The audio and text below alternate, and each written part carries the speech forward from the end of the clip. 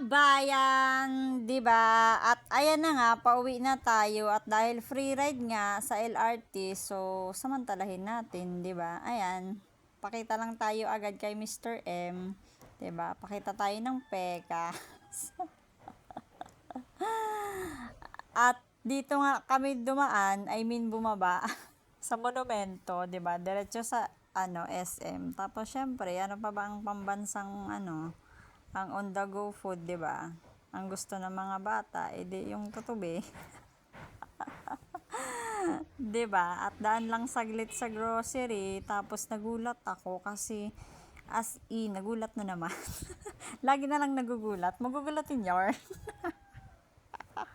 Nagulat ako kasi ang mumura ng bilihin dito kabayan, as in day. Sabi ko sa'yo, yung sayote parang 20 pesos lang yata. Mas mura pa siya kaysa sa palengke. As in, nagulat talaga ako paano yung gulat.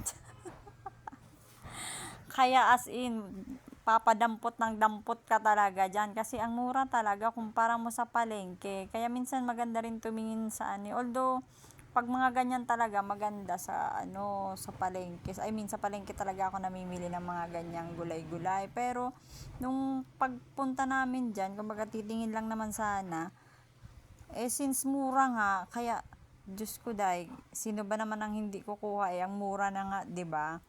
Yung pipino parang 20 pesos lang yata. Yan, basta ang mura lang. Hindi ko alam kung bakit ang mura ng gulay nung time na yan. Kasi parang sa iba, yung sa palengke, sa may karuhatan.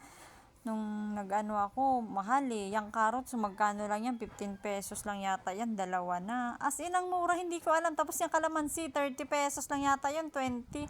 Ang mura, hindi ko alam kung bakit. Kaya sigurin nyo na yan. Sugod!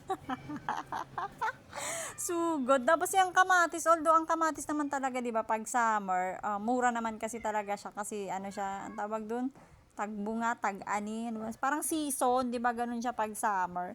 Yung kamatis na yun, tapos ang ganda pa kasi sa isang balot, kumbaga mix na siya, meron siyang medyo hinog, tapos medyo hilaw, hilaw, tapos hinog. Kasi syempre, 'di ba, kung gagamit ka ng kamatis, hindi mo naman siya agad-agad as in lahat magagamit. So mas maganda yung kumbaga yung ganun nga, na syempre unahin mo yung hinog, tapos kinabukasan may hinog yung iba, ganyan. Kaya ang ganda, tapos ang mura talaga, as in, nagulat ako. Paano yung gulat? Tapos syempre kukuha tayo ng dressing, yung lang, mumurahin lang, hindi yung amarlika. Basta magkalasa lang yung dahon. Pwede na yan, di ba? Tapos ayan, ano ngayon, Caesar tsaka ano ba yan? Ano ba yung isang yan? Asian yata, di ko alam. Basta pinagmimix ko lang yan. Naipost ko na yan yung spaghetti tapos yung gulay. Tapos ito lang, kumbaga, ito lang yung yung, ano man tawag doon? Behind the scene. Behind the scene. Ay, nako na lang talaga. Tapos ayan nga, 'di ba? Kukuha yung binan ko ng para daw sa sa face, syempre. Tapos sabi niya kung pwede daw ba yung pan. Sabi ko, pwede naman. Ikaw po ang bahala. Sabi ko gano'n. Kung ano yung gusto niya. Di sige, 'di ba?